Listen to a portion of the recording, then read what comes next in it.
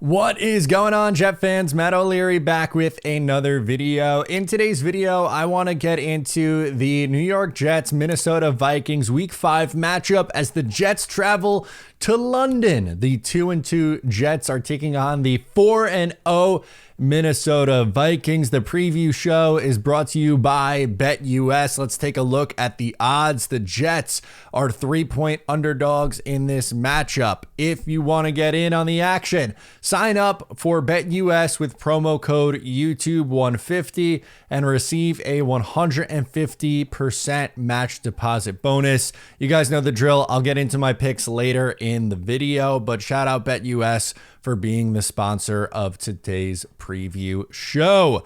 All right, let's hop into this one as the Minnesota Vikings are one of the biggest surprises in the NFL, and they are quarterbacked by a familiar face, Sam Darnold. So let's get this thing rocking and rolling. Looking at the Minnesota Vikings and where they rank in DVOA, offensively, they are 13th, and defensively, they are number 1. So they have had a strong defensive performance. As for the offense, Sam Darnold has played well, but they are ranked currently right now 13th. After a poor performance in week 4 for the New York Jets, they dropped from 10th to 22nd in offensive DVOA, and they are sitting right in the middle of the pack at 16th in defensive DVOA. So let's talk about some Sam Darnold, because that's going to be a huge storyline. I don't know if you knew this, but Sam Darnold used to play quarterback for the New York Jets. They moved on from him after 3 years. The Jets were ridiculed for moving on from him after Sam Darnold had 3 great games for the Carolina Panthers, and then he ended up getting benched for an XFL quarterback, bounced around a little bit, and has now found a spot in Minnesota where he's played really well again through the first 4 games of the year, linked up with Kevin O'Connell, who I think is a phenomenal offensive coach. The coaching advantage that Minnesota has over the New York Jets can't be understated. Offensively, O'Connell's done a great job. Defensively, Brian Flores has done another amazing job. So let's talk about the good first from Sam Darnold. He has 11 passing touchdowns through 4 games, which it would pace out to a very, very nice season for him. He had a 4-touchdown game as well under his belt. At one point, his passer rating is a 118.9. That would be a career high, obviously. And he has been very, very good with really good weapons in Justin Jefferson, who's had a touchdown every single week. And we'll get into what I think the Jets try to do with Justin Jefferson in a little bit. But, you know, while Sam, not taking anything away from him, has been really, really good and played like one of the better quarterbacks in the NFL in the first month of the season, there is still some things in Sam Darnold's game that lingers from earlier in his career, and that is the turnovers. He has 3 interceptions in the first 4 games. He's also had 4 fumbles as well. The Jets, what I think they need to do defensively in this game is they have to create turnovers, and I think they need to go back to blitzing.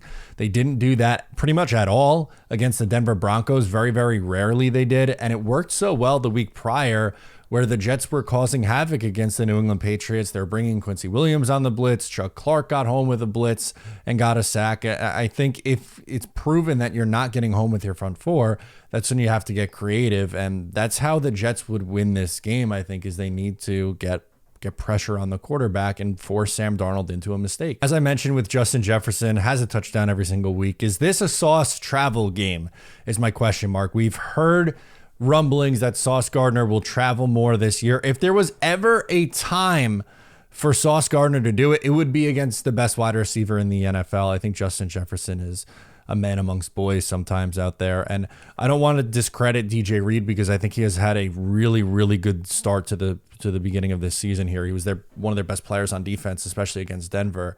And, you know, they have a deep corner room. But this is why you have a guy like Sauce Gardner, and the Jets did get burned because of a miscommunication on the back end where they allowed the only touchdown of the game last week. And as a unit, as a whole, they gave up 10 points. If you give up 10 points, you got to win the game. I'm not blaming the defense one bit, but I'm saying like last week, the one touchdown you did allow was because of miscommunication, and you're going up against a significantly better offense, better quarterback, better offensive coach, better wide receiver in Justin Jefferson. Don't make it complicated. I would stick Sauce Gardner on him a ton in this game. And, you know, they talked all offseason, or Sauce did at least, about, you know, I'm going to be traveling more. this is absolutely the game to do it. I mentioned the Jets not blitzing, but you're not going to have to worry about that from the Minnesota Vikings. I mean, the Denver Broncos blitzed. They are number 1 in the NFL, but the Vikings are right behind them at number 2. They blitz on 40.8%. And as I mentioned, I think Brian Flores has done a really great job with that defense. They look really good. They're first in the NFL in DVOA. Although, if you're looking for a spot where they could be beat, they've allowed the most passing yards against them. And I think this needs to be an Aaron Rodgers game. I think Aaron Rodgers has to come out and distribute the ball and get it out quickly, because we know that they're going to blitz. The Jets offensive line is coming off their worst game of the season. Now, do I think that we're going to get a repeat performance like that every single week? No, I don't. I think that was a little bit out of character, especially if you watch them play the first 3 games of the year. They were excellent in pass protection. They need a bounce back performance and need it badly. And I think they could get that, but something that would benefit the offensive line and just everything in general is getting the ball out quick. Aaron Rodgers is going to have to work the short to intermediate game, get it out quick. The yards per attempt isn't going to be crazy high, but it will allow the defense to eventually back off a little bit. Okay, to the stat predictions we go. Aaron Rodgers, I'm going to say, is 22 of 34, 261 yards, 2 touchdowns, no picks. I do think the Jets turn over Sam Darnold a couple times in this game. I have him 16 of 28, 196, 1 touchdown, 2 interceptions. And I think Mike Williams gets his first touchdown of the year and ends up catching a pass deep down the field. So that inflates his yards to 87. But when looking at this, clearly not the best of stat lines for Sam Darnold after he started really, really well. I haven't seen it over the course of his career where he's done it in like this long of a stretch. And while the Vikings are a very good football team and they're going to definitely compete in the NFC North for the division, I don't see this team as one that's going to just go on a run and be like 15-2. I think they're going to eventually come back to earth a little bit and lose some football games. And spoiler, this might be one of the times that they do it. So let's get into the predictions. Against the spread, have not been getting off to a good start. 1-3 against the spread. I'm 3-1 with my straight up picks.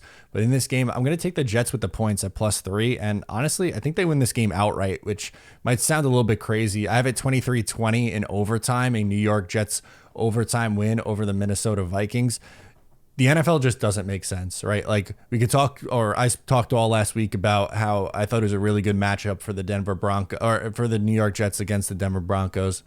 They were without their leading tackler. The offense wasn't playing well. The Jets were coming off a big win. They had extra rest.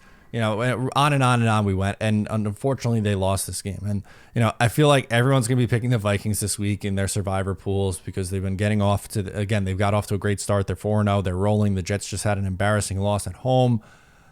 It would be so Jets to lose a game that you were supposed to win. We're 8-point favorites at home, and then turn around and beat arguably the best team in the NFL right now in the Minnesota Vikings in London. Like, I just think this season is going to be such a roller coaster for the Jets. I think it's going to be up and down. I think, this team, and something that I've said pretty much all week, which is not great, but I think is the truth about this team.